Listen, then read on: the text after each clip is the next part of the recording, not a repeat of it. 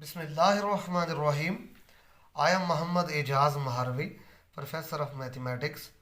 आज हमने mathematics first year का चैप्टर नंबर 6 स्टार्ट करने जा रहे हैं, जिसकी जो आउटलाइन है, जिसका टाइटल है sequence and series.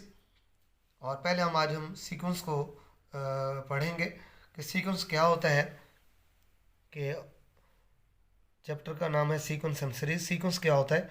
Basically N ordered list of numbers is called sequence. Sequence basically ऐसी अरेंजमेंट का नाम है नंबर की, जिसका रूल जो है डेफिनेट रूल होगा नंबर्स को राइट करने के लिए, उसको हम सीक्वेंस कहेंगे। यानी किसी किस्म का अरेंजमेंट जिसके अंदर कोई रूल होगा, रूल को मेंटेन रखा जाएगा, उसको सीक्वेंस कहते हैं। वैसे सीक्वेंस का मीनिंग है तसलसल। उसी तसलसल के मुताबिक, उसी क्राइटेरिया के मुताबिक, किसी फार्मूले के मुताबिक अगर हम कोई नंबर्स को राइट करते हैं, उसका नाम सीक्वेंस होगा।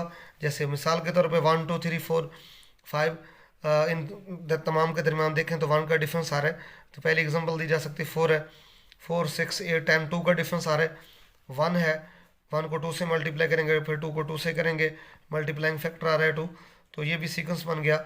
इसलिए सीक्वेंस का एक और कॉन्सेप्ट भी है जो मैं यहाँ in the case of function define करने जा रहा हूँ।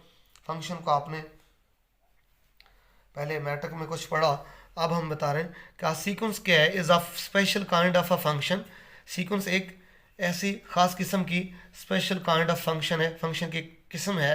Whose domain is the subset of natural number, जिसकी डोमेन तो सेट ऑफ नेचुरल नंबर पे कंटेन करती है।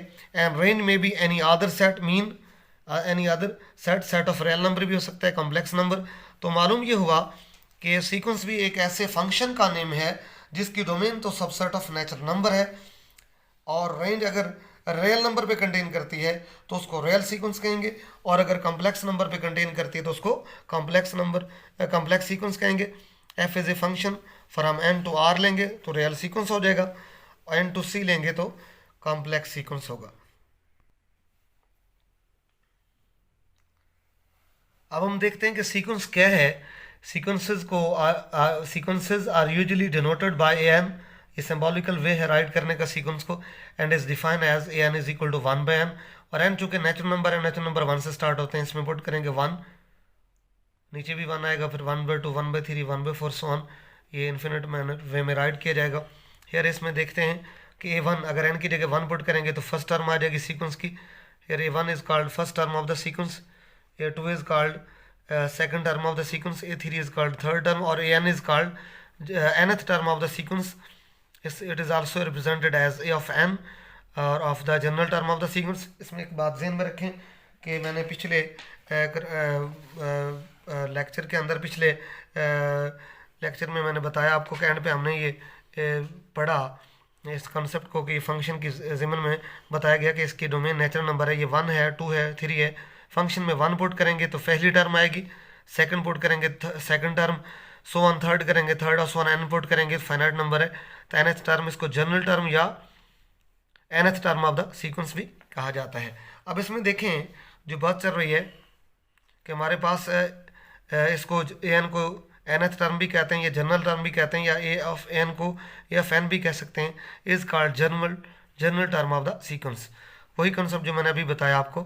If all the members of a sequence के तमाम मेंबर्स जो हैं, नंबर्स जो हैं, आर रियल नंबर्स हों, मीन तो कोई भी ले सकते हैं सीक्वेंस, रियल नंबर हों, तो किसी भी सीक्वेंस के तमाम नंबर्स, ज़ाहिर बात है वो नंबर्स अगर आएंगे तो रेंज में आएंगे, तो नंबर्स जो हैं रियल नंबर पर मुश्तमिल हैं, तो वो सीक्वेंस रियल सीक्वेंस कहलाएगा। मिसाल के तौर पे 1 4 16 64 एंड सो ऑन। और अगर हमारे पास फंक्शन का रिजल्ट जो है, यानी हमारे पास सीक्वेंस के जो नंबर्स आ रहे हैं वो basically if all the members of a sequence are complex number, और अगर वो सारे सीक्वेंस के मेंबर सारे कॉम्प्लेक्स नंबर पे मुश्तमिल हैं, such sequence is called complex sequence. यही बात आपने माइंड में लेनी है।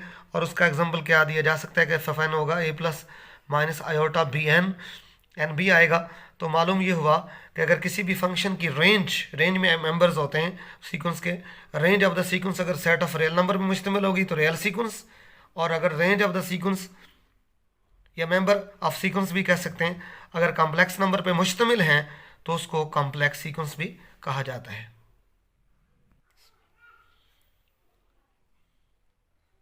हाँ जी, अब हमने देखना है कि फाइनाइट सीक्वेंस क्या होता है। सिंपल सी वर्डिंग में इसको कह सकते हैं, if the terms of the sequence consist of the finite number of elements, अगर किसी भी सीक्वेंस के जो एलिमेंट्स हैं फाइनाइट नंबर ऑफ एलिमेंट्स हैं तो उसको such sequence is called finite sequence. मिसाल के तौर पे 1 2 3 सो 100 तक, 2 4 समथिंग 128 तक।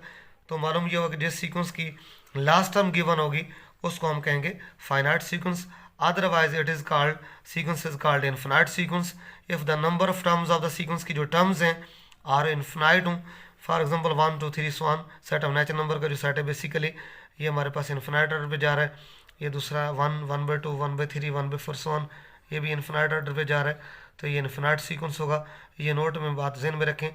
तो जिस सीक्वेंस की ये इसकी दोनों सीक्वेंस की लास्ट टर्म एग्जिस्ट नहीं करती क्योंकि इन्फिनिट ऑर्डर तक हम ले रहे हैं।